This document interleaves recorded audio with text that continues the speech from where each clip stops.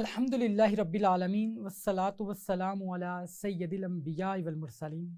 میں اس کے نام سے کرتا ہوں ابتدائے سخن، ضمیر کن سے اگاتا ہے جو زمین و زمن، اسی کے واسطے محشر اسیر امر ظہور، اسی کے حکم سے دنیا نمو قلعے میں مگن، عجب سخی ہے کہ اس سے سوال کر کے صدا، نہ ہاتھ چھل ہوئے میرے نہ ہے زباں میں تھکن۔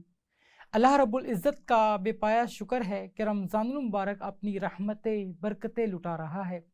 ان بابرکت ایام کے اندر اسپیشل ٹی وی کی رمضان ٹرانسمیشن کے ساتھ میں ہوں آپ کا میزبان کبیر حیات۔ ناظرین، جیسا کہ آپ جانتے ہیں ان بابرکت ساعتوں میں ایک منفرد ٹاپک لیے آپ کے درمیان حاضر ہوتے ہیں۔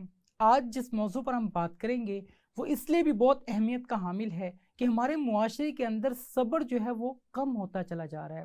لوگوں کو معاف کرنے کا جو جذبہ ہے وہ بہت زیادہ کم ہوتا چلا جا رہا ہے۔ ہم بہت زیادہ اخلاقی پستی کا شکار تو ہیں ہی، لیکن اسلامی تعلیمات سے دور ہونے کی وجہ سے ہماری زندگیوں کے اندر بہت زیادہ ڈپریشن، انزائٹی، سٹریس جو ہے وہ بڑھتا چلا جا رہا ہے، اور ایسی یہ بیماریاں ہیں جنہوں نے جنم لے کر ہمارے معاشرے کو بہت زیادہ نقصان پہنچایا ہے۔ آج ہم بات کریں گے ایک بہت اہم موضوع کے حوالے سے، عفو درگزر کے حوالے سے، کہ معاف کرنا کیا ہے اور کسی کو معاف کرنے کا کیا اجر ملتا ہے، اور معاف کرنے والوں کو اللہ تبارک و تعالیٰ کس انعام سے نوازتے ہیں۔ ان تمام تر چیزوں کے حوالے سے ہم بات کریں گے۔ آج جو مہمان ہمارے درمیان موجود ہیں، آپ دونوں ہی کسی تعارف کے محتاج نہیں، ڈیفرنٹ پلیٹ فارمز پر آپ انہیں سن چکے ہیں، بہت مدلل انداز کے اندر قرآن و حدیث کی روشنی میں گفتگو کرتے ہیں۔ میرے بالکل بائیں جانب موجود ہیں قاری فضل اکبر۔ آپ بہت پیارے انداز میں قرات کرتے ہیں اور بہت اچھے مذہبی سکولر ہیں۔ میں آپ کا انتہائی مشکور ہوں کہ آپ نے ہمیں قیمتی وقت دیا۔ انہی کے ساتھ تشریف فرما ہیں، کسی تعارف کے محتاج نہیں، آپ کی، میری، ہم سب کی محبوب شخصیت۔ ڈیفرنٹ پلیٹ فارمز پر آپ کو ہم دیکھتے ہیں، بہت پیارے انداز کے اندر آپ بات کرتے ہیں، اور آپ کی گفتگو کے اندر یہ نظر آتا ہے کہ آپ چاہتے ہیں کہ ہماری جو نوجوان نسل ہیں ان کی تربیت کی جائے، ان کو اسلام کے سانچے میں ڈالا جا سکے اور اسلامی تعلیمات سے ان کو آراستہ کیا جا سکے۔ ہمارے درمیان موجود ہیں پروفیسر محمد سرفراز اجمل۔ انتہائی مشکور ہوں کہ آپ تشریف لائے۔ ناظرین، پروگرام کا جو باقاعدہ آغاز ہے تلاوت کلام پاک سے کریں گے۔ آئیے بڑھتے ہیں قاری صاحب کی جانب اور آپ سے تلاوت سنتے ہیں۔ اعوذ باللہ من الشیطان الرجیم، بسم اللہ الرحمن الرحیم۔ یا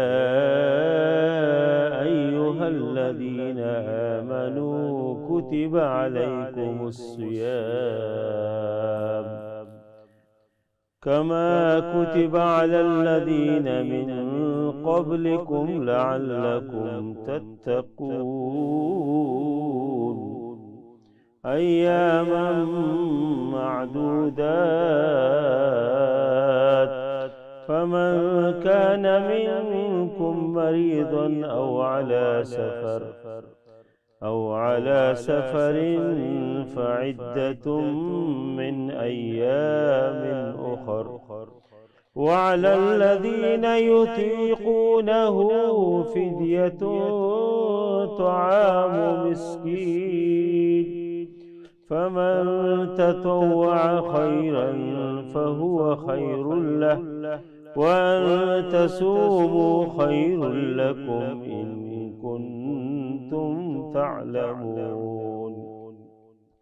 شهر رمضان الذي أنزل فيه القرآن، شهر رمضان الذي أنزل فيه القرآن هدى للناس وبينات من الهدى والفرقان، فمن شهد منكم الشهر فليصم، ومن كان مريضا أو على سفر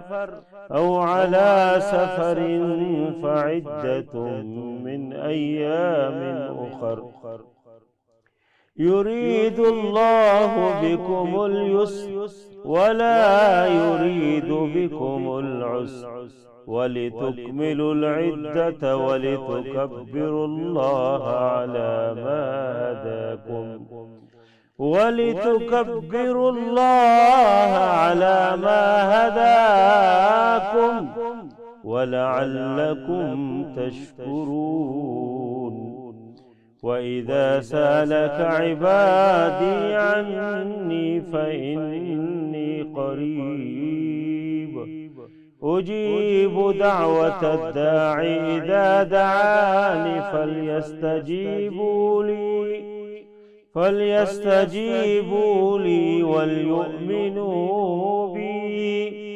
وليؤمنوا بي لعلهم يرشدون صدق اللہ العظیم۔ ماشاءاللہ بہت پیارے انداز میں آپ تلاوت کلام پاک پیش کر رہے تھے۔ دعا ہے کہ پیارے اللہ ہمیں قرآن مجید فرقان حمید کی تعلیمات پر عمل پیرا ہونے کی توفیق عطا فرمائیں۔ ناظرین، جیسا کہ آپ جانتے ہیں پروگرام کے آغاز کے اندر ایک اقوال زرعی آپ کے ساتھ شیئر کی جاتی ہے۔ آج جو اقوال زرعی آپ کے ساتھ پیش کی جا رہی ہے بہت اہم ہے کہ لفظ انسان کے غلام ہوا کرتے ہیں، مگر بولنے سے پہلے تک، بولنے کے بعد انسان الفاظ کا غلام بن جاتا ہے۔ ہمیں چاہیے کہ بولتے وقت احتیاط کریں۔ الفاظ کی شدت بھی ہوتی ہے، گہرائی بھی ہوتی ہے، اور سامنے والے کے اوپر بہت زیادہ اثر انداز بھی ہوتے ہیں۔ جب ہم گفتگو کرتے ہیں، اگر ہم اچھے انداز کے اندر الفاظ کا چناؤ کریں گے تو یقیناً ہم سامنے والے کے چہرے کے اوپر مسکراہٹ بکھیر سکتے ہیں۔ رمضان ہمیں یہی پیغام دیتا ہے کہ احساس کیا جائے، صبر کیا جائے، معاف کیا جائے، اور آج جو موضوع ہم آپ کے لیے لے کر حاضر ہوئے ہیں وہ یہی ہے کہ معافی کیا ہے اور معاف کرنا کیوں لازم ہے، اور آج کے دور کے اندر اس انداز کو اپنانا کیوں ضروری ہوتا چلا جا رہا ہے۔ آئیے بلا تاخیر علامہ صاحب کی طرف بڑھتے ہیں، علامہ سرفراز کی طرف بڑھتے ہیں، اور میں آپ سے ہی جاننا چاہوں گا عفو درگزر کیا ہے؟ بسم اللہ الرحمن الرحیم۔ سب سے پہلے کبیر حیات بھی آپ کا بہت شکریہ موسٹ ویلکم ٹی وی کا کہ آپ نے ہمیں مدعو کیا، اس پر ہم آپ کے شکر گزار ہیں۔ دیکھیں، عفو درگزر جو ہے، اگر ہم رمضان کے مہینوں کو دیکھیں کہ اللہ تعالیٰ نے جو رمضان میں ہمیں مسلمانوں کو، انسانوں کو جو پیکیج دیا ہے نا، یہ سب سے بڑا پیکیج ہے۔ بے شک۔ لیکن بحیثیت مسلمان ہم اس موقع کو ضائع کر دیتے ہیں۔ پہلا عشرہ جو ہے وہ رحمت ہے، دوسرا عشرہ مغفرت ہے، اور تیسرا جہنم سے آزادی۔ جہاں پہ انسان ایک دوسرے کو معاف کرتے ہیں، وہاں اللہ تعالیٰ بھی اپنے بندوں کو معاف کرتا ہے۔ وہاں نبی اکرم صلی اللہ علیہ وسلم کی جو تعلیمات ہیں وہ ساری جو ہیں اس بات پر مشتمل ہیں۔ بہت سے سینکڑوں واقعات ہیں جو نبی اکرم صلی اللہ علیہ وسلم نے لوگوں کو معاف کیا۔ عفو درگزر جو معافی ہے، جیسا کہ آپ نے شروع میں کہا، صبر اور عفو درگزر ہمارا موضوع ہے۔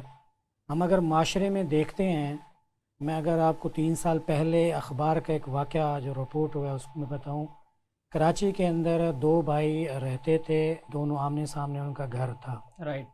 ایک بندے نے گھر کے سامنے سڑک کے اوپر اپنی کار واش کی، کار دھوئی، اس کا تھوڑا سا پانی جو ہے وہ سامنے والے گھر میں گیا۔ صحیح۔ ٹھیک ہے، اب آپ اندازہ کریں کہ ایک کار کو دھونے کا کتنا پانی ہو سکتا ہے، جتنا آپ اندازہ لگا سکتے ہیں۔ نتیجہ یہ ہوا کہ اس گھر میں پانی جانے کے بعد وہ اس کا اپنا سگا بھائی تھا، اس نے پسٹل اٹھائی، بندوق اٹھائی، پسٹل تھا یا جو بھی ہتھیار تھا، اس نے اس کو فائر کر دیا۔ اللہ۔ میں درمیان کی چیزیں سکپ کر دیتا ہوں، جو لڑائی جھگڑے وہ ساری چیزیں میں سکپ کر رہا ہوں۔ نتیجہ یہ ہوا کہ ان دونوں نے ایک دوسرے پر فائر کیا، اور بچوں کے علاوہ ان کی پوری فیملی جو ہے وہ اس دنیا سے رخصت ہو گئی۔ معاملہ کیا تھا؟ صرف اتنی برداشت تھی کہ ان کے گھر میں گیٹ کے ساتھ پانی گیا۔ اگر ہم یہ سوچیں کہ وہ میرا بھائی ہے، اگر گھر میں اس کے دھونے کی جگہ نہیں ہے، روڈ پہ ہی دھو رہا ہے، اگر تھوڑا سا پانی آ بھی گیا ہے تو ہم اس کو برتن کے ذریعے اس پانی کو باہر نکال سکتے ہیں، یا پانی کی نکاسی کا جو بھی ذریعہ اس کو نکال سکتے ہیں۔ صرف اتنا تھا کہ 5 سے 10 منٹ اس کو پانی کو نکالنے کے لیے ہمیں چاہیے تھے۔ یہ جو عدم برداشت ہے، یہ جو صبر کا مادہ ہے، یہ ہم انسانوں کے اندر بہت کم ہے، اور اسی چیز کی تعلیم دینے کے لیے جو عفو درگزر کا معاملہ ہے، اللہ تعالیٰ نے بہت سی جگہ پہ کہا ان اللہ غفور الرحیم، اللہ تعالیٰ معاف کرنے والا ہے، اللہ تعالیٰ رحم کرنے والا ہے۔ اور یہاں تک اللہ تعالیٰ نے فرمایا وما کان اللہ معذبکم وَأَن تَسْتَغْفِرْ لَهُمْ کہ کوئی انسان اگر استغفار کرتا ہے، معاف کرتا ہے، معافی مانگتا ہے تو اللہ تعالیٰ اس کو عذاب نہیں دیتا۔ اگر انسان کے اندر معافی کا مادہ ہو تو اگلا جو بندہ ہے وہ تھوڑا نارمل ہو جاتا ہے، اس کو سمجھ آتے تھے، عاجزی میں جھک ہو جاتا ہے۔ فلسطین کی موجودہ مثال دیکھیں، ایک ویڈیو وائرل ہوا خاتون کا، اس نے کہا کہ میرا گھر تباہ ہو گیا، میں نے اللہ کا شکر نہیں چھوڑا، میں نے اللہ کا شکر ادا کیا ہے، میرا جو ہے وہ کھانے کا جتنا بھی سامان تھا، راشن تھا، وہ نہیں ہے، میرے پاس جھونپڑی بھی نہیں ہے، ٹھیک ہے، میری اولاد بھی اس راہ میں قربان ہو گئی، لیکن میں نے اللہ سے کوئی شکوہ نہیں کیا، میں نے برداشت کو نہیں چھوڑا، جس طرح پہلے میں اللہ کا شکر ادا کرتی تھی اب بھی اسی طرح کرتا ہوں، میرے پاس گھر بھی نہیں ہے، میرے پاس زمین بھی نہیں ہے، میں لیکن پھر بھی اللہ کا شکر ادا کر رہی ہوں، کھانے کے لیے 2 لقمے بھی نہیں ہیں، میں پھر بھی اللہ کا شکر ادا، یعنی یہ جو جذبہ ہے کہ اب دیکھیں پورا فلسطین جو ہے، جو غزہ کی پٹی ہے، وہ ساری جو ہے نا تہس نہس ہو گئی ہے، لیکن ان کے جو شب روز ہیں وہ اسی روٹین میں چل رہے ہیں، ان کے بچے حفظ کر رہے ہیں، ٹھیک ہے، ان کی خواتین اسی طرح کام کر رہی ہیں، روٹیاں پکا رہی ہیں، یہ جو ان کے معمولات ہیں نماز کے دوسرے اسی طرح چل رہے ہیں، یعنی انہوں نے اس اللہ کے ان احکامات کو نہیں چھوڑا، گھر ہے یا نہیں ہے، اللہ کے احکامات کو چھوڑا ہے، ٹھیک ہے۔ اور دوسرا یہ کہ میں نے کہیں ایسا کلپ نہیں دیکھا کہ انہوں نے اپنے حکمرانوں کو، غزہ کے فلسطین کے حکمرانوں کو کوسا ہو، نہیں، بلکہ وہ اللہ کی رضا پہ راضی ہیں۔ یہ الگ بات ہے کہ ہمارے مسلم حکمرانوں کی ایک اور وجہ ہے، لیکن انہوں نے نہیں چھوڑا۔ جو معافی اور اس چیز کا ہے، یعنی معافی سے بہت سے مسائل خود بخود حل ہو جاتے ہیں۔ آپ جائیں، راستے میں کسی کا ایکسیڈنٹ ہوتا ہے، ٹھیک ہے، اس کو آپ سوری کر دیں، وہ خود چپ کر کے چلا جاتا ہے۔ اگر آپ اس سے آگے بات کریں، تھوڑا اس سے غصہ ہوں، لڑائی جھگڑا کریں، تو بات کہیں سے کہیں پہنچ جاتی ہے۔ تو یہ جو عفو درگزر کا معاملہ ہے، یہ بہت سے مسائل کا حل ہے۔ ہمارے یہاں معاشرے میں آپ دیکھتے ہیں کہ خاندانوں میں اگر کوئی تھوڑا سا لڑائی جھگڑا ہوتا ہے تو وہ نسل در نسل چلتا رہتا ہے۔ ایک اگر قتل ہوتا ہے تو دوسرے خاندان کے لوگ قتل کرتے ہیں، تیسرے خاندان، نسلوں کی نسلیں برباد ہو جاتی ہیں، گھر تباہ ہو جاتے ہیں، لیکن وہ معافی کا عنصر ان کے اندر نہیں ہوتا۔ اگر فرض کریں ایک قتل خدا نہ خواستہ اگر چاہتے ہوئے بھی ہوا ہے یا غلطی سے ہوا ہے، دونوں صورتوں میں اس کو معاف کر دیا جائے، نسلیں بچ سکتی ہیں، گھر بچ سکتے ہیں۔ یہ ساری چیزیں جو ہیں، جو عفو درگزر کی مثال نبی اکرم صلی اللہ علیہ وسلم کے سامنے ہے کہ وہ جو اوجری ان کی گردن پہ ڈال دی گئی، ان کو معاف کر دیا گیا۔ جو راستے میں کانٹے بچھاتے تھے، ٹھیک ہے، حضرت ابو لہب جو ہے وہ مسلسل ان کی بیٹیوں کو، آپ صلی اللہ علیہ وسلم کی بیٹیوں کو تکلیف دیتے تھے، تو نبی اکرم صلی اللہ علیہ وسلم صبر اور عفو درگزر کا نمونہ تھے۔ بے شک، یعنی ایسا ہی آپ نے بہت پیارے انداز کے اندر، بہت مدلل انداز کے اندر عفو درگزر کے حوالے سے بات کی، اور آپ نے جو اگزامپل یہاں پہ کوٹ کی، اس طرح کی بہت سی اگزامپلس ہم ڈیلی بیسس کے اوپر دیکھتے ہیں کہ ہمارے گرد و نواح کے اندر ایک چھوٹی سی برداشت کی وجہ سے جو ہے ہم بہت سے مسائل سے دوچار ہوتے ہیں، اور معاشرہ ہمارا جو ہے یقیناً بہت زیادہ ٹوٹ پھوٹ کا شکار ہے ان تمام تر چیزوں کی وجہ سے۔ اور اب وقت ہے کہ ہم اپنی زندگیوں کے اندر ان تمام تر چیزوں کو ایڈ کریں، پیارے آقا کی سیرت کو اپنانے کی کوشش کریں۔ آئیے علامہ صاحب کی طرف بڑھتے ہیں۔ علامہ صاحب، میں آپ سے یہ جاننا چاہوں گا، عفو درگزر اور زندگی مصطفیٰ صلی اللہ علیہ وآلہ وسلم، کیا کہیں گے؟ جزاکم اللہ کبیر ہے، اللہ کو جزائے خیر دے، اسپیشل ٹیم کی پوری ٹیم کا بہت بہت شکریہ۔ Most welcome. اس پہ حوالے سے تو مولانا سرفراز عمر صاحب نے کافی تفصیلی بات کی، اور اللہ کے نبی صلی اللہ علیہ وسلم کی خود جو پوری زندگی ہے وہ صبر، تحمل، برداشت، عفو درگزر، بہت ساری مثالیں ہیں، اور اس کی فضیلتیں بھی اللہ کے نبی صلی اللہ علیہ وسلم نے بہت زیادہ بیان کی اور ترغیب دی ہے۔ بہت سارے واقعات ہیں، لیکن ایک موقع پہ اللہ کے نبی صلی اللہ علیہ وسلم ایک مجلس میں بیٹھے ہیں، صحابہ کرام کی نشست ہے، پورے تمام صحابہ موجود ہے۔ اللہ کے نبی صلی اللہ علیہ وسلم نے فرمایا کہ یتلو علیکم الان رجل من اہل الجنہ، اب ایک جنتی آدمی آئیں گے۔ صحابہ کرام انتظار میں تھے کون آئیں گے، دیکھا کہ ایک آدمی، ایک صحابی، انصاری صحابی، وہ داخل ہو رہے، داڑھی سے وضو کی پانی ٹپک رہے، جوتے ہاتھ میں ہے، آ کے ادھر بیٹھ گیا۔ صحابہ نے بالکل جو کہ اللہ کے نبی نے فرمایا تھا، تو صحابہ سمجھ گئے کہ یہی جنتی آدمی ہے۔ دوسرے دن پھر اللہ کے نبی نے فرمایا تو علیکم الرجل من اہل الجنہ، پھر وہی آدمی اسی کیفیت کے ساتھ آ کے بیٹھ گئے۔ تیسرے دن پھر اللہ کے نبی صلی اللہ علیہ وسلم نے فرمایا کہ ایک جنتی آدمی آئیں گے، پھر وہی آدمی اسی طرح داڑھی سے وضو کی پانی ٹپک رہے، جوتے ہاتھ میں آ کے بیٹھ گیا۔ تو صحابہ کو تو بالکل یقین ہو گیا کہ وہی ہے۔ لیکن وہ ابھی کس طرح معلوم کرے کہ صحابی کے عمل کیا ہے؟ لوگ اس تجسس میں پڑ گئے کہ کیا عمل ہے کہ جنت، اللہ کے نبی نے جنت کی بشارت دی۔ تو مجلس برخاست ہونے کے بعد ایک صحابی نے، حضرت عبداللہ بن عمر بن عاص رضی اللہ عنہ نے فرمایا کہ میں نے قسم اٹھایا میں گھر نہیں جاؤں گا اگر آپ مجھے گھر میں 3 دن رکھیں۔ اور اس ذہن کے ساتھ ہو گیا کہ اس کے معمولات معلوم کرے، کیا عمل کرتے، کتنے نوافل پڑھتے، کتنے تہجد پڑھتے، شاید پوری رات قرآن کی تلاوت کر رہا ہوں۔ لیکن جب ان کے ساتھ گیا تو عشاء کی نماز پڑھ کے جب گھر پہنچے، آرام سے وہ سو گیا وہ صحابی، اور رات اگر کبھی کروٹ تبدیل کرتے تھوڑے سے ذکر اذکار کرتے، ورنہ کوئی نہیں۔ تو 3 رات اس طرح گزرے۔ تو صحابی نے اس سے کہا کہ دیکھو میں نے اللہ کے نبی کو سنا کہ آپ کے بارے میں 3 دن جنت کی بشارت سنائی، یتلو علیکم رجل من الجنہ، جنتی آدمی تشریف لائیں گے، آپ تشریف لائے، تو آپ کے عمل کیا ہے؟ اس نے کہا کہ ما ہوا الا ما رأیت، اور کوئی عمل نہیں ہے جو آپ نے دیکھ لیا، کہ میں رات جو ہے نماز پڑھ کے پھر آ کے سوتا ہوں، فجر کے لیے جاتا ہوں، اور کوئی عمل نہیں ہے۔ لیکن کہا کہ غیر انی لا اجد فی نفسی لاحد من المسلمین غشا ولا احسد احدا، کہا کہ میں بس ایک بات ہے کہ میں رات جب سوتا ہوں نا تو سب لوگوں کو معاف کرتا ہوں، کسی کے ساتھ دل میں کوئی درت نہیں رکھتا ہوں، کوئی حسد نہیں کرتا ہوں، اور بس جس نے میرے ساتھ جو کچھ کیا میں اس کو معاف کرتا ہوں۔ یعنی وہی اسوہ ہے جو اللہ کے نبی صلی اللہ علیہ وسلم نے فرمایا کہ مجھے اللہ تعالیٰ نے 9 باتوں کا حکم دیا، جی امرنی ربی بتسع، 9 باتوں کا اللہ نے مجھے حکم دیا، اور اس میں ایک بات یہ ہے کہ ان عفو عمن ظلمنی، میں معاف کروں جس نے میرے اوپر ظلم کیا۔ اور اللہ کے نبی کی تو بہت ساری مثالیں۔ تو یہ جب یہ موقع پہ جس طرح کے اللہ کے نبی صلی اللہ علیہ وسلم کی بشارت سنائی تھی، تو جب انہوں نے کہا کہ میرے کوئی اور عمل نہیں ہے، بس رات کو سوتے وقت سب لوگوں کو معاف کرتا ہوں، تو اس صحابی نے اس سے کہا، حضرت عبداللہ بن عمر بن عاص رضی اللہ عنہ، کہ ھذہ التی بلغت بک وہی التی لا نطیق، کہا کہ وہی عمل ہے جس سے آپ کو جنت پہنچائے، ہم اس کی طاقت نہیں رکھتے۔ یعنی دیکھو درگزر عفو، کتنی عجیب بات ہے کہ ایک صحابی کو نبی کریم صلی اللہ علیہ وسلم جنت کے بشاروں سے سناتے۔ اور اس طرح بہت سارے اور واقعات ہیں قرآن کے اندر اللہ تعالیٰ نے عفو درگزر کا۔ لقمان حکیم کا جو واقعہ اللہ تعالیٰ نے قرآن میں ذکر کیا جی سورۃ لقمان کے اندر، اس میں ایک بات یہ ہے کہ وَأْمُرْ بِالْعُرْفِ وَأَعْرِضْ عَنِ الْجَاهِلِينَ، کہ نیکی کا حکم دو اور لوگوں کو معاف کرو، اعراض کرو، فَاصْفَحِ الصَّفْحَ الْجَمِيلَ، بہترین انداز سے درگزر کرو۔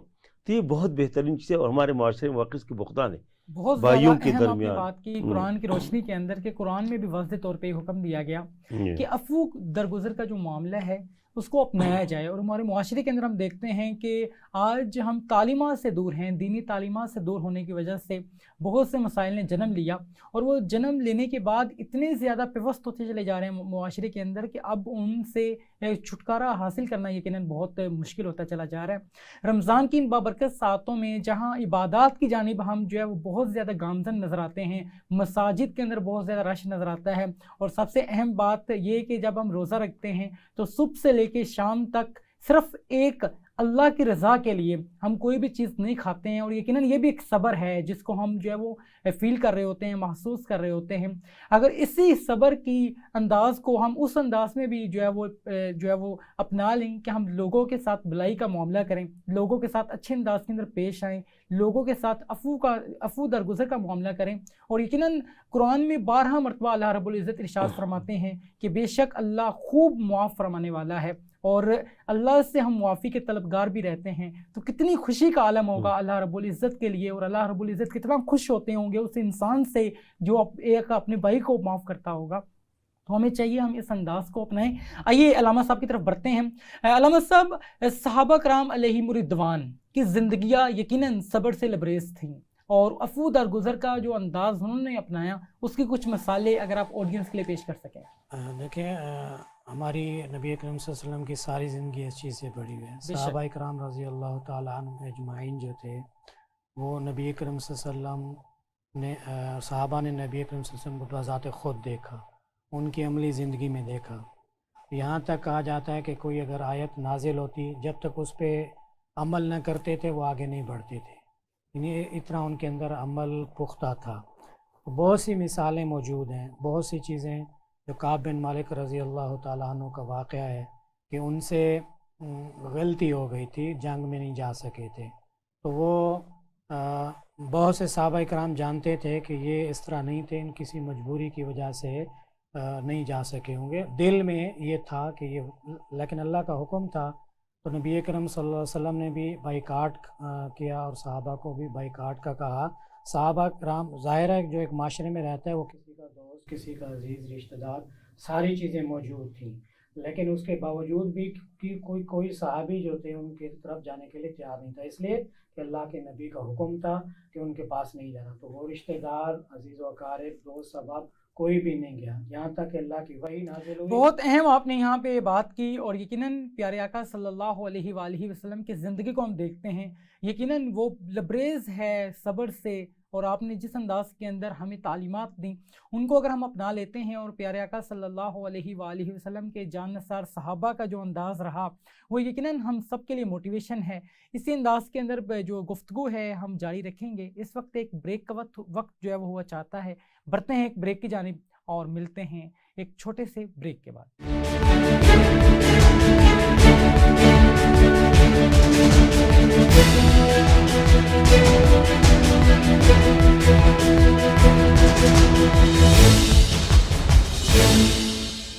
جی ناظرین، ایک بار پھر سے خوش آمدید کہیں گے۔ پروگرام کا سلسلہ اسی انداز میں جاری ہے۔ عفو درگزر کے حوالے سے بہت مدلل انداز کے اندر قرآن و حدیث کی روشنی میں علماء جو ہیں وہ یہاں پہ تشریف فرما ہیں، جو گفتگو کر رہے ہیں، اور یقیناً رمضان کی ان بابرکت ساعتوں میں ان تمام تر چیزوں کو جاننا، ان سے واقفیت رکھنا بہت لازم ہے، اور رمضان یقیناً ہمیں یہ پیغام دیتا ہے کہ ہم صبر کریں، حسد سے بچیں، اور یہ ایسی باطنی بیماریاں ہیں جن میں ہم مبتلا ہوتے چلے جاتے ہیں لیکن ہمیں احساس تک نہیں رہتا۔ اور اب جانتے ہیں کہ ہر پروگرام کے اندر ایک قرآنی قصہ آپ کی خدمت میں پیش کیا جاتا ہے۔ آج کا جو قرآنی قصہ ہے آج کے موضوع کے حوالے سے ہے کہ صبر نہ کرنے سے کیا نقصان ہوا۔ آئیے جانتے ہیں۔ اس روئے زمین پر پہلا قاتل قابیل اور پہلا مقتول حابیل ہے۔ قابیل و حابیل حضرت آدم علیہ السلام کے فرزند ہیں۔ حضرت حوا رضی اللہ تعالیٰ عنہ کے ہاں ہر حمل میں ایک لڑکا اور ایک لڑکی پیدا ہوتے، ایک لڑکے کا دوسرے حمل کی لڑکی سے نکاح کر دیا جاتا۔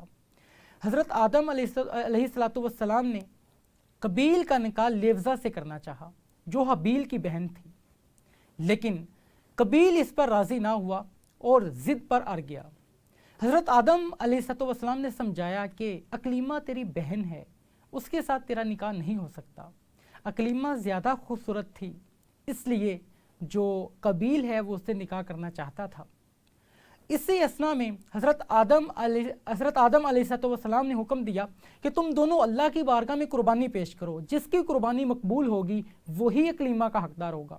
دونوں کی جانب سے قربانیاں پیش کی گئیں۔ حابیل کی قربانی مقبول ہوئی اور قابیل کی قربانی قبول نہ ہو سکی۔ اس طریقے سے جو حابیل ہے اس کا نکاح اکلیمہ سے طے پایا، لیکن قابیل کو یہ برداشت نہ ہو پایا، قابیل صبر نہ کر پایا، حسد میں آ گیا، حسد کی آگ میں جلتے جلتے اس نے حابیل کو قتل کر دیا۔ یہ اس روئے زمین پہ ہونے والا پہلا قتل تھا جو صرف صبر نہ کرنے کی وجہ سے ہوا، برداشت نہ کرنے کی وجہ سے ہوا، حسد ہونے کی وجہ سے ہوا۔ اور یہ جو بیماریاں ہیں باطنی بیماریاں ہیں جو ہمارے معاشرے کے اندر اتنی پینیٹریٹ کر چکی ہیں کہ ایک بہت کامن ایگزامپل ہم دیکھتے ہیں کہ ہمارے سامنے والا انسان یا ہم اپنے آپ کو دیکھیں، کہیں نہ کہیں ہم ان تمام بیماریوں کا شکار ہوتے چلے جا رہے ہیں۔ تو رمضان کی ان بابرکت ساعتوں میں اس طرح کے موضوعات کے اوپر گفتگو کرنا بہت لازم ہے کہ ہم جہاں پہ پورا دن اللہ کی رضا پانے کے لیے بھوک کو، پیاس کو، نفسانی خواہشات سے دور رہتے ہیں، وہیں ہم اس انداز کو بھی اپنائیں اور ان تعلیمات کے اندر بھی اپنے آپ کو جو ہے وہ لازمی طور پہ ان کو سیکھیں اور اپنی زندگیوں کے اندر ان کو لازمی طور پہ اپنا لیں۔ آئیے علامہ صاحب کی طرف بڑھتے ہیں۔ علامہ صاحب، عفو درگزر اور رمضان، کیا کہیں گے آپ؟ جزاک اللہ۔ ویسے یہ تو عفو درگزر یہ تو ہمیشہ کے لیے انسانوں کے اندر ہونا چاہیے، جس طرح آپ نے حابیل و قابیل کا واقعہ ذکر کیا نا، آدم علیہ السلام کے دور سے انسان اور شیطان کے درمیان جو کشمکش ہے، خیر اور شر کے درمیان، وہ جاری ہے، اور اس میں شیطان کی بھی کوشش ہے کہ انسانوں سے جو برداشت ہے وہ ختم ہو جائے، ہر دم برداشت عام ہو جائے۔ لیکن رمضان ہے بطور خاص اس حوالے سے جو اللہ کے نبی صلی اللہ علیہ وسلم نے جو ہدایت ہے اس میں فرمایا کہ الصیام جنۃ، فرمایا کہ روزہ ڈال ہے، اور فرمایا کہ وَإِذَا كَانَ يَوْمُ صَوْمِ أَحَدِكُمْ فَلَا يَرْفُثْ وَلَا يَسْخَبْ، کہ کبھی اگر کوئی روزے سے ہو تو کوئی گالی گلوچ نہ کرے، کوئی جو ہے شور شرابہ نہ کرے، اور کوئی لڑے نہیں۔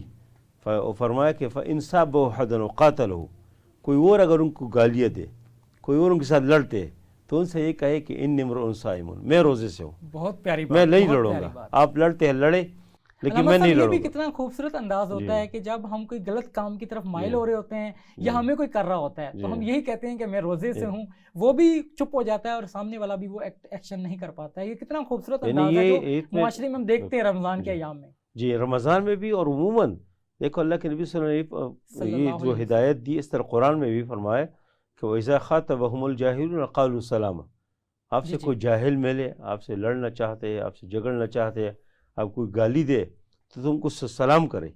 کہتے ہیں نا کہ قائد اعظم کی جگہ سے گزر رہے تھے کہ چھوٹے بچے نے گالی دی، تو اس نے 1 روپے نکال کے اس کو اس بچے کو دے دیے۔ کس نے کہا کہ تم گالی کو ادا کرتے؟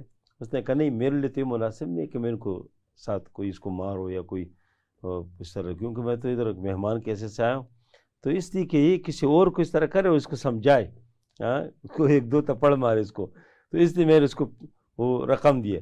تو بہرحال یہ تو ایک وہ ہے، لیکن اسلام نے عام حالات میں بھی یہ کہا کہ تم صبر و تحمل اور برداشت کرو، لیکن بطور خاص رمضان چونکہ بہت بابرکت مہینے، بہت زیادہ خیر سے بھرپور مہینے، لیکن اس کی الٹ ہے۔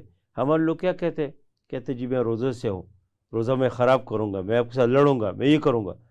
اس لیے اللہ کے نبی صلی اللہ علیہ وسلم کی یہ ہدایت ہمارے سامنے ہو کہ کوئی اگر ہمارے ساتھ لڑنا بھی چاہتے، ہم کہیں بھائی نہیں لڑوں گا، میں تو روزے سے ہوں، بابرکت مہینہ ہے، خیر سے بھرپور مہینہ ہے، میں کیوں لڑوں اس میں گالی نہیں دوں گا آپ کو۔ اب اسی تناظر میں آگے جا کے آدمی حلال و حرام اور پورے معاشرت اس کو جتنے پاک رکھ سکتے ہیں، تو رمضان کا پیغام ہے کہ اس کو اس طرح پاک رکھے، زبان بھی، آنکھیں بھی، کان بھی، ذہن اور دل و دماغ ہر چیز پاک ہو، یہی روزے کے مقاصد ہے۔ بہت پیاری آپ نے بات کی۔ روزے کا مقصد اگر ہم پانا چاہتے ہیں تو ہمیں ان تمام تر چیزوں کو اپنی زندگیوں کے اندر ایڈ کرنا ہوگا۔ یہ انداز ہمارے اسلاف کا رہا ہے، ہم اپنے بزرگان دین کو دیکھتے ہیں کہ ان کا کیا انداز رہا، اور آپ کی گفتگو کے دوران میرے ذہن میں واقعہ کربلا آ رہا تھا کہ واقعہ کربلا صبر کی کتنی بڑی مثال ہے، اور رہتی دنیا تک کس طرح کی مثال میں بھی ہم اپنی آنکھوں سے نہ دیکھ پائیں، اور وہ ایک ایسی مثال اور ایسی تاریخ رقم کی گئی جو آج ہمارے لیے مشعل راہ ہے کہ آپ کے سامنے جو جوان بچے ہیں ان کی گردنیں کٹ کے آپ کے سامنے پیش کی جاتی ہیں، اس کے باوجود بھی آپ صبر سے لبریز ہیں اور صبر کا دامن جو ہے وہ ہاتھ سے نہیں چھوڑتے ہیں۔ اور آج کی دنیا کے اندر ہم دیکھتے ہیں کہ روٹین کے اندر ہماری یہ ہیبٹ بنتی چلی جا رہی ہے کہ ہم بہت سی چیزوں کو برداشت نہیں کر پاتے ہیں، صبر نہیں کر پاتے ہیں۔ معاشرے کے اندر ہر انسان کہیں نہ کہیں پہ مایوسی کا شکار نظر آتا ہے۔ وجوہات یہی ہیں جن چیزوں سے ہم دور ہو چکے ہیں۔ علامہ صاحب کی طرف بڑھتے ہیں۔ علامہ صاحب ہم دیکھتے ہیں کہ معاشرے کے اندر اب صبر نہ ہونے کی وجہ سے ہر انسان کہیں نہ کہیں پہ مایوسی کا شکار ہے اور بہت سے مسائل نے جنم لیا، اور اب ہم نے اپنے اسلاف کو ہم دیکھتے ہیں، جیسے واقعہ کربلا کو ہی لے لیتے ہیں تو یقیناً صبر کی ایسی مثال ہمیں ملتی ہے جو رہتی دنیا تک کے لیے ہمارے لیے مشعل راہ ہے۔ میں جاننا یہ چاہوں گا کہ آج ہم اس انداز سے کیوں پیچھے ہٹ گئے؟ دیکھیں، سب سے پہلی چیز جو صبر کی مثال دی ہے آپ نے، حضرت ایوب علیہ السلام کے اگر ہم صبر کے واقعے کو دیکھیں کہ انہوں نے ایک طویل عرصہ بیماری میں گزارا ہے، بے شک ایسے ہی ہے، اور شکوہ نہیں کیا، ٹھیک ہے، شکوہ نہیں کیا انہوں نے۔ یہ بیماری بھی اللہ کی طرف سے ہے، بے شک، اور اللہ تعالیٰ نے انسان کے متعلق کہ انسان کے رویے کیسے ہیں اللہ تعالیٰ کے ساتھ، سورۃ یونس کے اندر فرمایا وَإِذَا مَسَّ الْإِنسَانَ الضُّرُّ دَعَانَا لِجَنبِهِ أَوْ قَاعِدًا أَوْ قَائِمًا، کہ جب انسان کو تکلیف پہنچتی ہے تو وہ نماز پڑھتا ہے، وہ پھر قرآن پڑھتا ہے، وہ گھر میں پھر ختم کراتا پھرتا ہے، وہ نوافل کی طرف لوگوں کے پاس جاتا ہے، دعائیں کرو میرے لیے۔ اس آیت کے اگلے حصے میں اللہ فرماتا ہے فَلَمَّا كَشَفْنَا عَنْهُ ضُرَّهُ، کہ جب ہم اس کی بیماری کو ختم کر دیتے ہیں، اس کو صحت یاب کر دیتے ہیں، اس کی پریشانی ختم کر دیتے ہیں، گویا ایسے ہو جاتا ہے کہ اس کو ہوا کچھ نہیں ہے۔ دوسرے معنوں میں اللہ تعالیٰ یہ فرما رہا ہے کہ انسان مفاد پرست ہے، تکلیف پہنچتی ہے تو بھاگ آتا ہے، تکلیف ختم ہوتی ہے تو شکر ادا نہیں کرتا۔ یعنی اگر ہم روٹین میں دیکھیں کسی سے کام کروانا ہو، منتیں ترلے کر کے وہ کام ہونے کے بعد اس کو ہم گفٹ بھی دیتے ہیں، اس کا شکریہ ادا بھی کرتے ہیں، لیکن یہاں پہ اللہ تعالیٰ انسان کا رویہ بتا رہا ہے کہ تکلیف میں ہوتا ہے تو اللہ کو یاد کرتا ہے، اور تکلیف جب ختم ہوتی ہے تو وہ اللہ کا شکر گزار نہیں بنتا۔ دوسری جو مثال ہے وہ یہ ہے کہ انسان کے اندر حرص کا مادہ ہے، ایک مزدور جو ہے، میں اگر مثال دوں، عام روٹین اگر مزدوری دیکھیں 800 روپے یا زیادہ سے زیادہ 1000 روپے، اس دور میں 1000 میں ایک گھر میں خرچہ نہیں ہو سکتا. 3 ٹائم کا کھانا، بچوں کا میڈیسن ہو، 3 ٹائم کا کھانا ہو، گھی اور یہ ساری قیمتیں آپ کو پتہ ہے. وہاں پہ صبر قناعت کا حکم دیا گیا ہے کہ اگر آپ کے پاس تھوڑا ہے تو 3 روٹی کی بجائے 1 کھا لو. حرام کی طرف نہیں جانا، غلط کاموں کی طرف نہیں جانا، بلکہ صبر کرنا ہے. جتنا میسر وسائل ہیں ان میں آپ نے گزارا کرنا ہے. بالکل صحیح.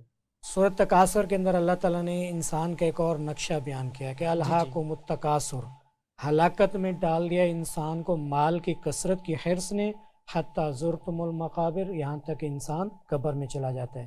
ایک انسان جب پیدا ہوتا ہے نا، ہم اپنے بچوں کی ساری چیزوں کو، خواہشات کو پورا کرنے کے لیے پوری تگودو کرتے ہیں، اس کے لیے اچھا سکول ڈھونڈتے ہیں، اس کے لیے اچھا لباس، اچھے کھلونے، سارے کچھ کرتے ہیں. اور ایک انسان کے پاس ساری چیزیں ہیں. مثال کے طور پر اگر ایک بندے کے پاس ایک پوری مارکیٹ ہے، اس کی خواہش ہوتی ہے میں دوسری مارکیٹ بناؤں. ایک بلڈنگ بنا لیتا ہے، اس کی خواہش ہوتا ہے میں دوسری بلڈنگ بنا لوں. بے شک. ٹھیک ہے. ایک کسی چیز، ایک فیکٹری بن جاتی ہے، اس کی خواہش ہوتی ہے میں تیسری فیکٹری بناؤں. حتی زرتم المقابر، یہاں تک انسان قبر میں پہنچ جاتا ہے. مطلب یہ ہے کہ انسان مر جاتا ہے لیکن اس کی خواہش پوری نہیں ہوتی. یہاں پہ رمضان میں ہم دیکھتے ہیں کہ لوگ حرص کے لیے، منافع کے لیے قیمتیں جو ہیں بڑھا دیتے ہیں. ٹھیک ہے. بجائے یہ کہ وہ تھوڑا صبر سے کام لیں، قناعت سے کام لیں، جو عام روٹین میں کما رہے ہوتے ہیں اسی کو برقرار رکھیں.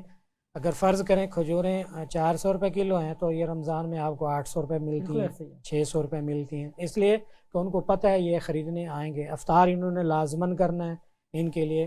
تو یہاں پہ وہ جو برکت اور یہ جو سمیٹنے کا مہینہ ہے، وہ انسان عبادات سے ہٹ کر ساری چیزیں بھول جاتا ہے. 5 وقت کی نماز بھی پڑھتا ہے وہ، لیکن باہر آ کے وہی چیز ظلم اور زیادتی بھی کر رہا ہوتا ہے. ایک دکاندار تراویح بھی پڑھ رہا ہوتا ہے اور باہر آ کے وہ اپنی قیمتوں میں اضافہ بھی کر رہا ہوتا ہے.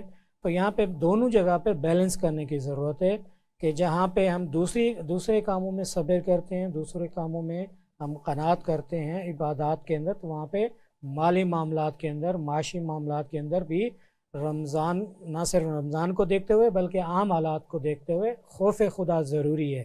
رمضان ہمیں اس چیز کا درس دیتا ہے، اس چیز کا کہ ایک جو پیکیج ہے جو اللہ تعالیٰ اپنی رحمت برساتا ہے، اللہ تعالیٰ اپنی برکت دیتا ہے، جو دن میں روزہ اور رات کو تراویح، اس چیز کا درس دیتا ہے کہ جس طرح رمضان میں آپ ساری چیزوں کی پابندی کرتے ہیں تو آپ پر جو ہے نا برکتیں نازل ہوتی ہیں، آپ کے لیے رزق وافر ہو جاتا ہے، لوگ جو ہے خیرات دینا شروع کر دیتے ہیں. عام دنوں میں بھی اگر آپ یہی چیزیں رکھیں گے، نماز کی روٹین بنائیں گے، تہجد کی روٹین بنائیں گے، نوافل کی، قرآن کی تلاوت کی کثرت کریں گے، تو عام حالات میں بھی اللہ تعالیٰ آپ کو اسی طرح برکتیں دے گا. بہت پیاری آپ نے بات کی کہ رمضان یقیناً ایک ٹریننگ کا مہینہ ہے. اس کے اندر ہمیں ٹرین کیا جاتا ہے کہ تھرو آؤٹ دا ایئر کس انداز کے اندر ہم نے عبادات کے اندر مشغول رہنا ہے، کس انداز کے اندر ہم نے صبر کرنا ہے.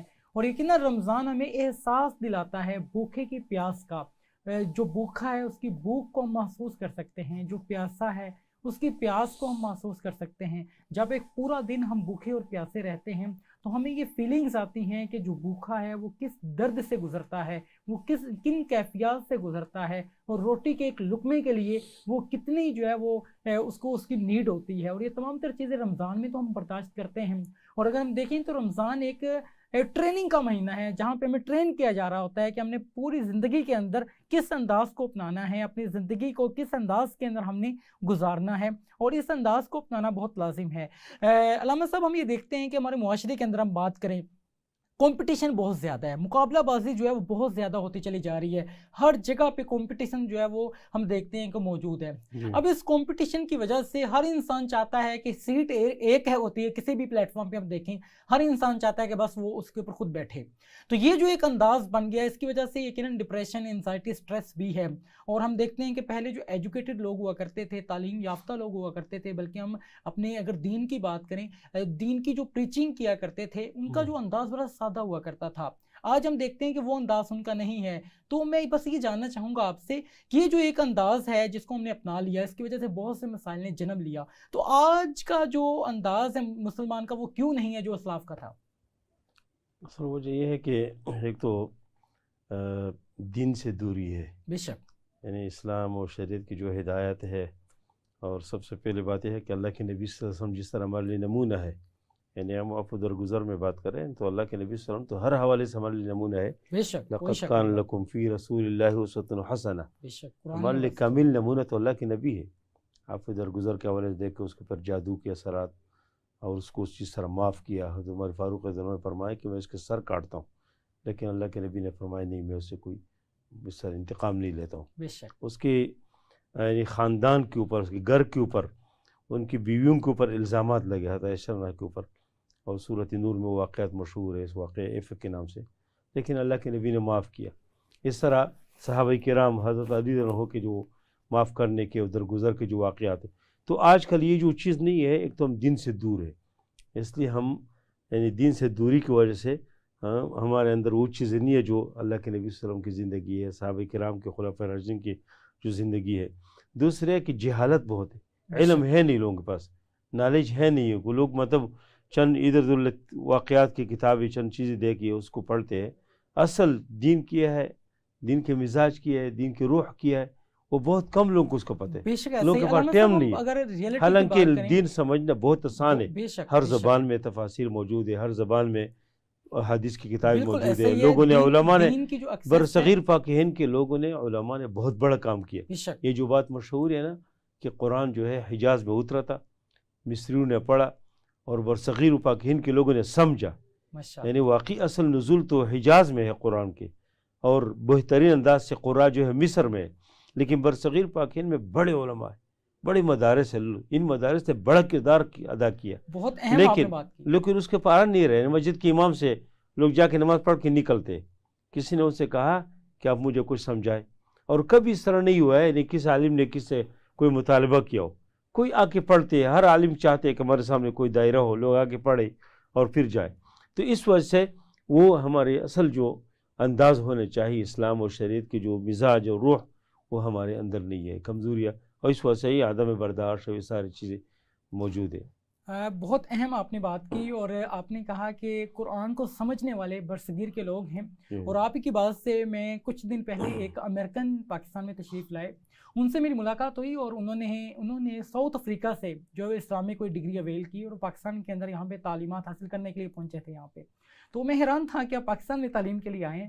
تو ان کا یہ کہنا تھا کہ ہماری کنٹری کے اندر ایسی ایکسیس نہیں ہے، بلکہ ساؤتھ افریقہ یا جتنے بھی یہ ایریاز ہیں، یہاں پہ دین کی اشاعت اس انداز میں نہیں ہے. آپ کے جو علماء کرام ہیں آپ کے معاشرے کے، جیسے پاکستان کے، پاک و ہند کے اگر بات کریں، یا بنگلہ دیش کے، وہ بہت پائے کے علماء کرام ہیں، اور وہ یقیناً بہت ایک اتھینٹک سورس ہیں، ان سے ہم جو ہے وہ علم دین سیکھتے ہیں. تو آئی واز شوکڈ کہ ہم امریکہ جانا چاہتے ہیں، اور جو امریکہ والے لوگ ہیں وہ پاکستان میں آ رہے ہیں. تو یہ ایک بڑی حیران کن بات تھی. پروفیسر صاحب، میں آپ سے جاننا چاہوں گا کہ آج دنیاوی تعلیم کو بہت امپورٹنس دی جاتی ہے. آج جو ایک والد ہے وہ چاہتا ہے کہ اس کا جو بچہ ہے وہ ڈاکٹر بنے، انجینئر بنے، یا پروفیشنل انداز کے اندر جو ہے وہ سروسز دے مارکیٹ کے اندر، اور وہ ڈے ون سے ہی اس انداز کے اندر اس کی تربیت کرتے ہیں، اور اس کو گامزن رکھتے ہیں ایسے رستے کے اوپر جہاں پہ وہ چلتے چلتے جو ہے وہ ایک اچھے انداز کے اندر پروفیشنل بنے، ڈاکٹر یا انجینئر بنے. اور دینی تعلیم کے اندر وہ انداز نہیں اپنایا جاتا پیرنٹس کی جانب سے. اور پچھلے 10 سے 15 سال سے ہم بہت تیزی سے اس رجحان کی طرف بڑھتے ہر پیرنٹس کو دیکھتے ہیں. اس انداز کو کیسے دیکھتے ہیں آپ، اور کیا سمجھتے ہیں کیا نقصانات ہو سکتے ہیں اس کے؟ دیکھیں، سب سے پہلے تو میں آپ کو یہ بتاؤں کہ نبی اکرم صلی اللہ علیہ وسلم نے فرمایا علم 2 قسم کے ہیں، بے شک. علم الادیان اور علم الابدان. ابدان. علم الاجسام بھی ان کو کہا جاتا ہے، میڈیکل کا علم، طب کا علم، اور دوسرا جو ہے دین کا علم. بے شک. جہاں تک ہمارے ہاں سکوپ ہے وہ ہے کہ دنیاوی تعلیم کا ہے. ایسے ہی ہے. وہ ہمارے ہاں یہ بد قسمتی ہے، بد نصیبی ہے کہ لوگ دیکھتے ہیں کہ اگر اس نے 8 سال درس نظامی کی اور 8 یہ حفظ قرآن کا حفظ کرے یا یہ مفتی بنے، تو یہ زیادہ سے زیادہ جو ہے وہ مسجد کا امام بنے گا، کسی مدرسے میں استاد لگے گا. تو زیادہ سے زیادہ اس کو اگر تنخواہ مل جائے گی تو وہ 25,000، یہ میں زیادہ سے زیادہ بتا رہا ہوں، 30,000. تو اس کو کوئی ٹی اے ڈی نہیں ملے گا، خرچ نہیں ملے گا. اس کے علاوہ جو دوسری ڈگریاں ہیں، دیکھیں دین میں کسی علم کی ممانعت نہیں ہے کہ آپ انجینئر نہ بنے، آپ فلاں نہ بنے، فلاں، کسی قسم کی کوئی پابندی نہیں ہے. آپ ہر علم حاصل کر سکتے ہیں، ٹھیک ہے، جو انسان کو فائدہ دے. اسی لیے दुआ भी सिखाई गई है कि अल्लाहुम्मा इन्ना नस्अलुका इल्मन नाफिआ, जो इल्म ऐसा दे जो फ़ायदा दे। असल मसला यह है कि हमें ये देखना चाहिए कि हमें कौन सी चीज़ फ़ायदा देती है। बेशक बाकी टूल्स हैं, बाकी हथियार हैं। एक छुरी है, डाकू उसे अपने गलत काम के लिए इस्तेमाल करता है, डॉक्टर उसे ऑपरेशन के लिए इस्तेमाल करता ऐसे ही है, है, ठीक बिल्कुल है। ऐसे ही है। एक कैंची है, मुजरिम जो है वो किसी की जेब काटता है, दर्जी उससे जो है वो कपड़ा बनाता है। टूल्स को किस हैसियत से इस्तेमाल करना चाहिए, ये असल इम्पोर्टेंट है। अब जो इस वक्त हालात हैं, महंगाई हैं, तो लोग ये समझते हैं कि अगर हमारा बेटा आलिम बन जाएगा तो कमा नहीं सकेगा, कमा नहीं सकेगा, बिल्कुल। अगर ये डॉक्टर बनेगा तो लोग जो हैं हर रोज़ बीमार होते हैं और हमारी फील्ड में डेली बेसिस पे पेशेंट आएंगे, हमारी इनकम का ज़रिया बनेगा। बेशक आज हमारे जो सोचने का अंदाज है वो बदल चुका है। जैसे अल्लामा साहब ने बहुत अहम बात की कि आज का जो वालिद है या आज के जो वालिदैन हैं वो जस्ट एक ही बात पे सोचते हैं कि दुनियावी जो अंदाज है उसको हम बेहतर से बेहतर बना सकें। लेकिन ये हमें जानना बहुत ज़रूरी है और ये समझना बहुत ज़रूरी है कि जो हकीकी ज़िंदगी है यकीनन वो उखरवी ज़िंदगी है, जो ना ख़त्म होने वाली ज़िंदगी है। और अगर हम उखरवी ज़िंदगी की तैयारी नहीं करेंगे तो यकीनन इससे बढ़ के बेवकूफ़ी और क्या हो सकती है। ये जो एक जहन साजी है हमारे वालिदैन की भी होना बहुत लाजिम है और मुआशरे के अंदर ये सोच को पेनिट्रेट करना बहुत लाजिम है। और इसी वजह से इस तरह के प्रोग्राम्स हम आपकी खिदमत में लेके हाजिर होते हैं ताकि उल्मा की ज़ुबान से हमें जान सकें कि हकीकत है क्या। तो प्रोग्राम जो है वो अपने तकरीबन इख्तितामी मराहिल में दाखिल होने को है। करसा मैं अब आपसे जानना चाहूँगा कि इल्म दीन सीखने के हवाले से कोई दुआ जो ऑडियंस के लिए पेश आप कर सकें, ताकि रमज़ान में हम देखते हैं कि दुआएं भी कबूल होती हैं। अहादीस की रोशनी के अंदर हम देखते हैं कि अहादीस में मौजूद है कि जो रमज़ान के महीना है इन बाबरकत सातों में दुआ जो है वो कबूल की जाती है। तो यकीनन अगर हम इल्म दीन सीखने की दुआ करेंगे तो अल्लाह ताला कबूल फरमाएंगे। कोई अंदाज़ अगर आप बता सकें। जी, ये तो कुरान में बाकायदा दुआ ज़िक्र है। अल्लाह ताला ने फरमाया अपने नबी को दुआ जो सिखाई वो ये कि रब्बि ज़िदनी इल्मा, जी जी, कि अल्लाह मेरे इल्म में इजाफ़ा करे। एक तो ये दुआ है। फिर ख़ुद नबी करीम सल्लल्लाहु अलैहि वसल्लम की जो दुआ है अल्लाहुम्मा इन्नी अस्अलुका इल्मन नाफ़िअन व अमलन मुतक़ब्बलन व रिज़्क़न वासिअन, कि अल्लाह मुझे इल्म नाफ़ी अता फरमाए। ये दुआ इंसान करे। और ऐसे दुआओं की तो ऐसे भी बहुत असर है बेशक इल्म के हवाले से। हाँ, कोई दुनिया किसी को चाहिए, आखिरत चाहिए, तो उसके लिए तो दुआओं की बहुत ज़रूरत है। अब्दुल्लाह इब्न उमर रज़ियल्लाहु अन्हु ने फरमाया कि इन्न दुआ यनफ़उ बिमा नज़ल व बिमा लम यनज़िल, कि दुआ हर मुसीबत में, हर तकलीफ़ में वो फ़ायदेमंद है। वो मुसीबत आपके ऊपर नाजिल हो या नाजिल न हो, तो जो आदमी कोई भी खैर चाहती है, दुनिया उसको ज़रूरत है, आखिरत ज़रूरत है, कोई परेशानी है, उसमें इल्म हुसूल ज़ाहिर कि एक बुनियादी हथियार है। उसके लिए बतौर ख़ास दुआई करनी चाहिए। बेशक बहुत प्यारी आपने बात की कि आज हम हसद की आग में जलते हैं। आज हम ये देखते हैं कि सामने वाला जो है वो अच्छी पोजीशन में है, मैं नहीं हूँ, इसी आग में हम जलते रहते हैं। और इससे बचने का एक ही अंदाज़ है, वो ये है कि दुआ की जाए। यकीनन दुआ करेंगे तो अल्लाह रब्बुल इज़्ज़त लाज़मन नवाजते हैं। कुरान में वाज़े तौर पे मौजूद हैं, तुम मुझसे मांगो कि मैं तुम्हें अता कर सकूँ। तो ये जो एक अंदाज़ है यकीनन हमें अपनाना होगा। अल्लामा साहब ने बहुत प्यारी बात की कि आज का जो हमारा मौजू है सब्र के हवाले से है, अफू दरगुजर के हवाले से है। और आज अगर हम अपनी ज़िंदगियों को बेहतर बनाना चाहते हैं तो खुदा यकीनन उसका भी वही है जिसको अल्लाह ने नवाजा है, खुदा हमारा भी वो है जिसको अल्लाह ताला लाज़मन नवाजेंगे। तो अल्लाह ताला का शुक्र जो है वो यकीनन जब इंसान अदा करता है तो अल्लाह ताला इससे खुश भी होते हैं और मज़ीद भी नवाजते हैं। आज के प्रोग्राम के अंदर मौजू के हवाले से बहुत मुदल्लल अंदाज के अंदर कुरान और हदीस की रोशनी में दोनों ही उलमा कराम ने बहुत प्यारे अंदाज में गुफ्तगू की। उम्मीद करता हूँ कि आपने बहुत कुछ आज सीखा होगा और रमज़ान की इन बाबरकत सातों में इस अंदाज के प्रोग्राम से लेकर आपकी खिदमत में हाजिर होते रहेंगे। अपने मेज़बान कबीर हयात को इजाज़त दीजिए इस उम्मीद के साथ कि अगले प्रोग्राम में एक नया मौजू लिए आपकी खिदमत में हाजिर होंगे। जब तक के लिए खुदा हाफिज़।